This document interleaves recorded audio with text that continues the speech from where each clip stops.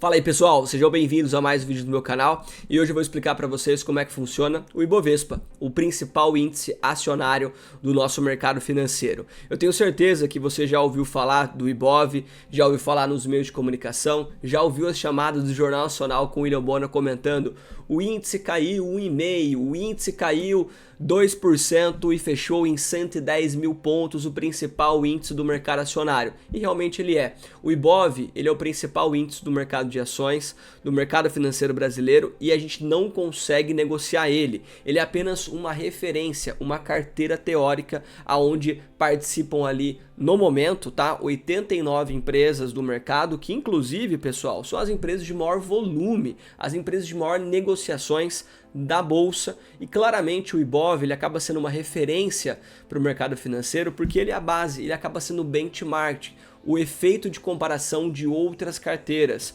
Muita gente utiliza o Ibov para comparar, né, resultados e é por isso que ele tem essa importância e essa referência no mercado. Ponto muito importante que eu falei para vocês, no momento ele tem 89 empresas. É que na verdade essa carteira teórica do Ibov, ela é modificada de 4 em 4 meses. Então podem entrar empresas e podem sair empresas. No momento estamos com 89, mas na outra métrica, né, estávamos com 92, 93, enfim. Então sempre está entrando e saindo empresas.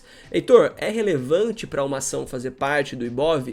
Sem sombra de dúvida, é o melhor índice da nossa bolsa, então você fazer parte, você não, né? A empresa fazer parte do Ibov é uma relevância muito grande em questão de estrutura, transparência, volume e, claro, visibilidade do mercado financeiro, então é super importante. E agora eu destaco para vocês, né? Até anotei aqui, para fazer parte do Ibov, quais são as principais regras de uma empresa para ela estar compondo aqui do Ibovespa? Só para vocês terem uma ideia, o mercado financeiro, o mercado acionário tem mais ou menos aí algo em torno de 350 a 400 ações e o Ibov tem apenas 89, 90, certo? O Ibov que é o principal índice. Mas vamos lá, ó. O volume negociado maior ou igual a 1% nos últimos 12 meses. Olha que interessante. Participação em no mínimo 95% dos pregões nos últimos 12 meses.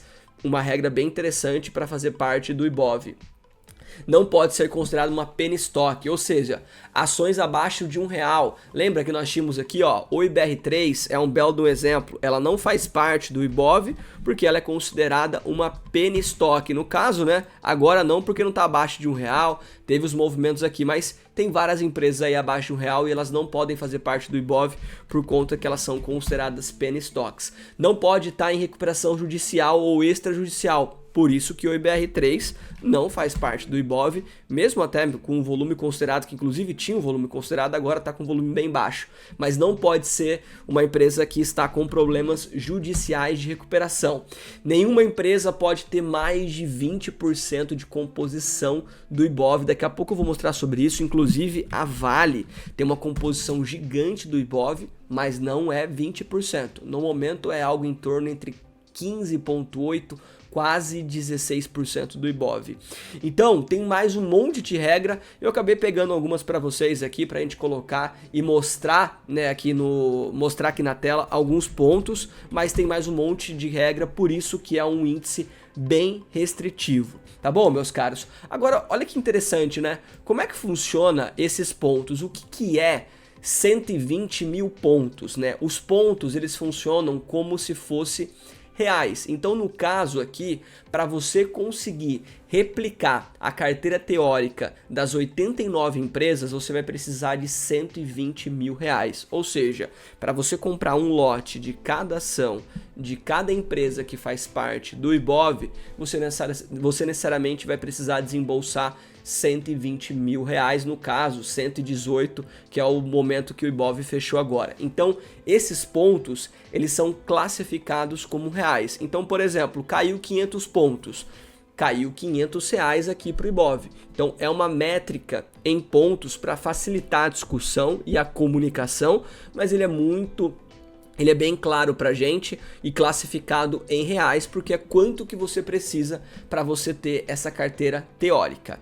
Beleza? Bom, agora eu vou abrir a lista de composição do Ibov para mostrar para vocês a composição de cada empresa, como que cada empresa acaba participando do Ibovespa. Bom, vamos lá, pessoal. Eu abri aqui a composição do Ibov, isso aqui é muito simples, só você colocar no Google composição do Ibov, é bem legal, inclusive. E aí, primeira ressalva que eu coloco para vocês. Você pode estar falando assim, pô, eu vi aqui, o Heitor tá falando que Vale, né? Vamos procurar Vale aqui. O Heitor falou que Vale tinha 15%, tá 13% aqui. Então o Heitor tá errado, cuidado. Um dos principais erros que a galera comete é que você tá olhando a carteira do dia. A carteira do dia, ela sempre está em constância mudança. Inclusive, se você olhar essa carteira do dia amanhã, vai estar outra variação. Quando você for fazer cálculos e acabar estudando, você tem que colocar aqui, ó, carteira de maio, que é a carteira de maio a agosto, 4 meses que nós estamos agora. Inclusive, ó a outra prévia, a carteira final do Ibov de 2023. Já tá saindo a prévia, já tá saindo os estudos. Sempre tem, se eu não me engano, acho que é 3, 4 prévias antes de ter a carteira de fato. Mas no momento, como estamos ainda em agosto, você tem que olhar essa carteira de maio e agosto, que aí sim, ó, olha aqui, ó, olha a Vale. Olha a composição de Vale, 15,8, certo? Agora, ponto muito importante, turma, quais são as principais composições do Ibov? E eu até fiz uma lista para vocês, né? Ó, as principais composições do Ibov, elas são o setor de minério, de petróleo e de bancos. Minério é o setor que maior tem a composição. Na verdade, olha que interessante, as maiores composições estão nessas 9 empresas e 10 ações. Vale tem 15,8%. Petrobras, somando Petro 3, Petro 4, tem mais ou menos algo em torno ali de 12 a 13%. Então a empresa que tem maior composição no Ibov é a Vale. Então você sempre tem que estar ligado nessas 10 empresas, porque é essas empresas que vão ditar o rumo do Ibovespa. Lembrando, ponto muito claro aqui, se eu fizer a soma de todas, você está falando de quantos por cento do Ibov, Heitor? Estou falando em torno de 40 a 45% do Ibov. Conta básica? Vale com quase 16%. Petrobras e Vale somando as duas, 16 mais 12, tô com 28. Itube tem 3, Elet tem 3 e pouquinho. Bradescão, somando o 3 e o 4, tem algo em torno de 5. Banco do Brasil tem mais ali os seus 3 e pouco. B3 também tem 3 e pouquinho. Ambev e Rent tem 2. Somando tudo, a gente tem quase 40 e poucos por cento do Ibovespa. Então, essas 10 empresas acabam levando o Ibov, né? Acabam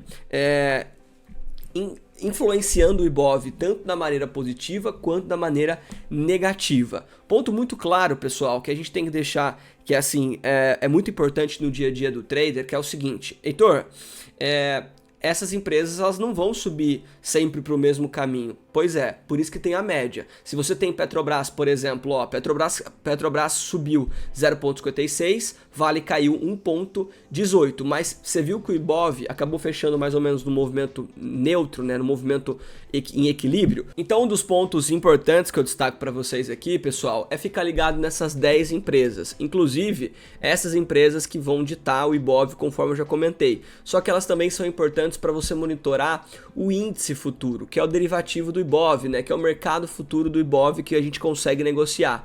Essas empresas acabam modificando esse derivativo, esse mercado, esse ativo futuro, e com certeza por conta dessas empresas ele acaba sendo beneficiado ou prejudicado, e você consegue acompanhar a evolução dessas empresas para conseguir entender o movimento desse índice. É a mesma coisa, pô, Vale tá caindo 2 aqui, Petrobras tá caindo 3. A minha perspectiva é que o índice e o Ibov vai fazer um movimento negativo.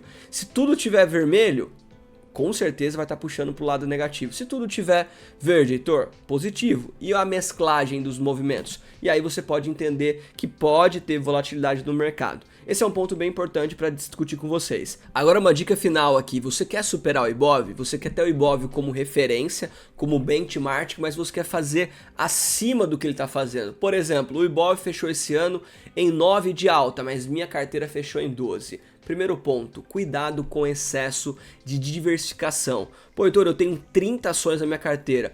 Quando você tem um monte de coisa, você acaba que você não vai fazer um movimento muito diferente do que ele está fazendo. Inclusive, se você gosta de diversificar muito, a melhor maneira de você replicar o Ibov é você comprando o ETF dele, que é o BOVA11.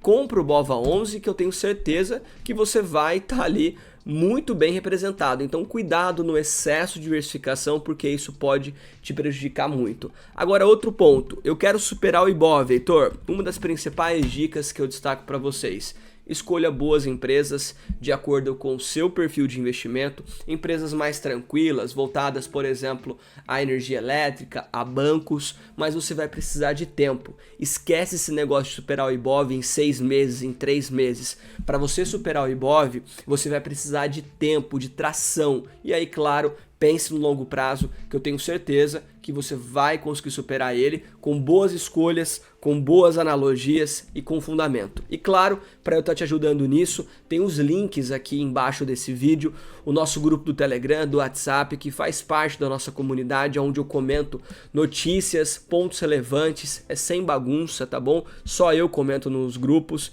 e eu mando notícia toda hora, o dia inteiro para você, notícias que vão estar te ajudando no dia a dia. E tem o link da nossa mentoria também. Acesse o link, vem trocar uma ideia comigo, eu tenho certeza que vai ser de grande valia para você. E o nosso e-book, acesse o nosso e-book, bem interessante, é um e-book sobre padrões de candlestick, principalmente a confiabilidade que você tem que ter em cada padrão. Qual padrão que funciona mais que o outro? Existe um padrão que é melhor? Existe um padrão que eu tenho que desconfiar? Existe um padrão que ele tem um excesso de assertividade? Tá tudo nesse e-book, então acesse os links, faça parte da nossa comunidade e conte com o meu trabalho. Tamo junto, até o próximo vídeo, valeu!